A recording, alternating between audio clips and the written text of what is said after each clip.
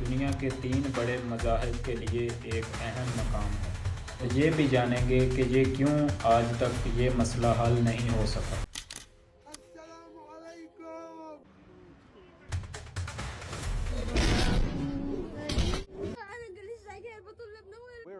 The West Bank, which lies west of the Jordan River, and Gaza. इंसानी तारीख का तीसरा बड़ा दौर इसे कहते हैं, जो 1200 से 1500 कबल मसीह तक चला, जिसमें 1200 से 1500 कबल मसीह में ये दुनिया के बहुत से इलाकों में फैले हुए थे। 586 कबल मसीह में ये बेबीलोन अम्पायर में शामिल हो गए। 720 कबल मसीह तक में ये रोमन अम्पायर में शामिल हो गए। उस वक़्त दुनिया की सबसे बड़ी अम्पायर रोमन अम्पायर थी 720 कबल मसीह में। इसके बाद रोमन अम्पायर को गिराया एक इस्लामिक अम्पायर ने, जो कि हज़रत खालिद बिन वलीद, हज़रत उमर रज़ी अल्लाह ताला ये भी इसमें शामिल थे। ये उस वक़्त जो मौजूदा शाम है, ये उसी का एक हिस्सा था, फ़लस्तीन, जो कि उस वक़्त सल्तनत उस्मानिया में शामिल था। वर्ल्ड वार 1 जब हुई तो उससे ओटोमैन अम्पायर जो सल्तनत उस्मानिया गिरी। February 1915, the British planned to force the Dardanelles past Gallipoli, take Constantinople, and free Russian shipping in one naval campaign. Mustafa Kemal is an unknown officer commanding a feeble. उस वक़्त British राज था दुनिया पर, बरसगीर में भी, और ब्रिटिश एक अहम ताकत थे। 1914 में जब वर्ल्ड वार 1 शुरू हुई तो 1917 तक 3 साल बाद ये देखा जा रहा था कि ब्रिटिश इस जंग में जीतेंगे। 2 नवंबर 1917 को British foreign minister Arthur James Bellfort ने एक करारदाद पेश की ब्रिटिश की पार्लियामेंट में एक ज्यूज़ होमलैंड कायम करने के लिए। इसे बेलफोर्ड डिक्लेरेशन कहते हैं। 20वीं सदी में ताज बरतानिया की सबसे अहम डिक्लेरेशन मानी जाती है, लेकिन इसमें लिखा था कि यहूदी रियासत जेविश स्टेट तो कायम होगी, लेकिन उसमें दूसरे लोगों के हकूक़ का ख्याल रखा जाएगा, जो कि बाद में नहीं रखा गया। वर्ल्ड वार 1 के बाद लीग ऑफ नेशन कायम हुई दुनिया को एक बड़ी जंग से बचाने के लिए। जब लीग ऑफ नेशन कायम की तो उन्होंने इस डिक्लेरेशन को अप्रूव्ड कर दिया। ताज बरतानिया जेविश स्टेट कायम कर सकती है। जैसे ही ये रेजोल्यूशन अप्रूव होती है लीग ऑफ नेशन में, तो दुनिया भर से यहूदी अपने इस मुल्क को बनाने के लिए, नए मुल्क को बनाने के लिए फ़लस्तीन में दाखिल होना शुरू हो जाते हैं। 1920 से 1930 में नाज़ी जर्मनी में नाज़ी पार्टी जब जीतती है तो हिटलर इन पर बहुत ज़्यादा जुल्म करता है। कहा जाता है कि उसने 6 मिलियन ज्यूज़ को कत्ल किया था हिटलर ने। इसके बाद ये यूरोप छोड़कर भागे और फ़लस्तीन में दाखिल हो गए। उस वक़्त ये कहते थे कि हमें फ़लस्तीन में तुम्हारी मदद की ज़रूरत है, यानी मुसलमानों के लिए ये मदद के लिए फ़लस्तीन पहुँचे थे। 1939 में भी जब यहूदियों ने फ़लस्तीन में अपनी आबादकारी करनी शुरू की तो फ़लस्तीनियों ने, अरब नेशंस ने उनके ख़िलाफ़ बगावत कर दी, जिसमें 1939 में एक अरब रिवोल्ट देखने को मिला, यानी अरब बगावत देखने को मिली। इसके बाद 1939 से 1945 तक वर्ल्ड वार 2 हुई। इसके बाद अक़वाम मुत्तहिदा का क़याम अमल में आया, जिसे यूनाइटेड नेशंस कहते हैं। याद रखें कि 1920 में फ़लस्तीन में 78% मुसलमान थे, जबकि यहूदी सिर्फ 11% थे। लेकिन 1948 तक यहूदी दुनिया से इधर आना शुरू हुए तो उनकी तादाद 35% तक पहुंच गई।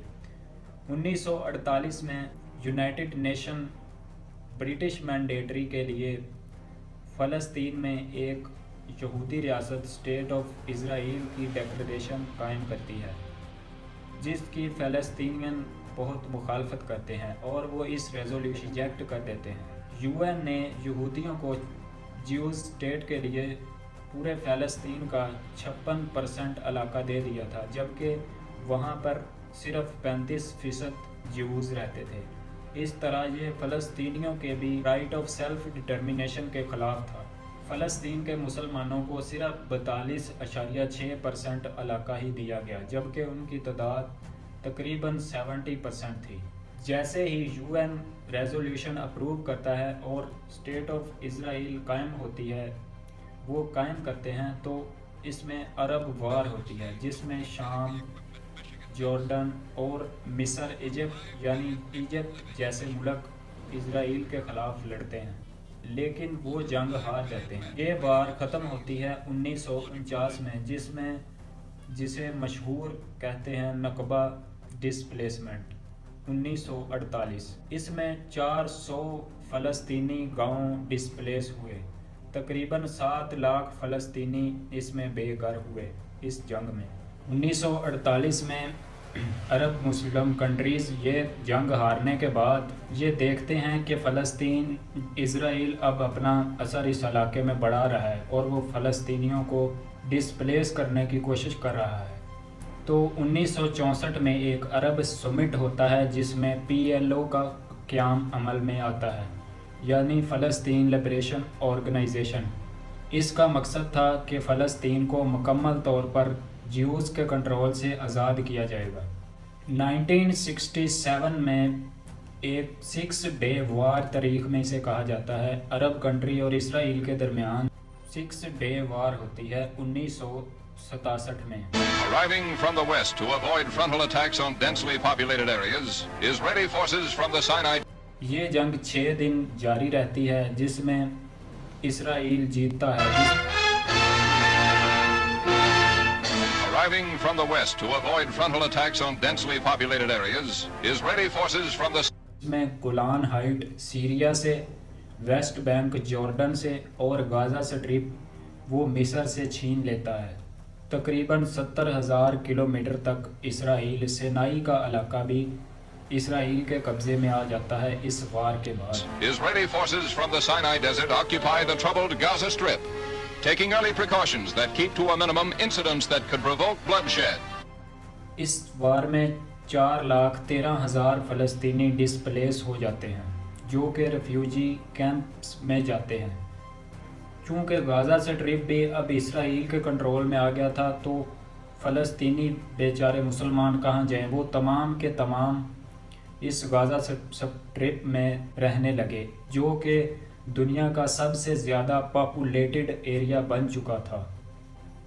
1967 की वार के बाद 1973 में वार होती है जो मिस्र की तरफ से होती है इसराइल पर।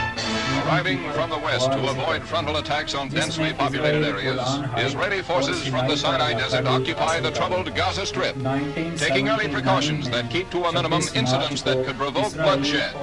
A peaceful occupation that allows the native populace maximum freedom. जो कि एक पीस टॉक थी।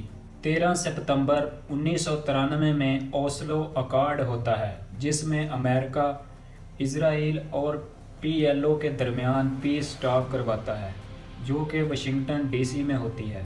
अमेरिका के सदर बिल क्लिंटन, PLO के सदर यासिर अरफात और इज़राइल के प्राइम मिनिस्टर यिट्ज़ रबीन इसमें शामिल होते हैं। इसमें 2 स्टेट सॉल्यूशन को माना जाता है कि इसराइल और फ़लस्तीन 2 अलग अलग पुरअमन रियासतें बन जाएंगी।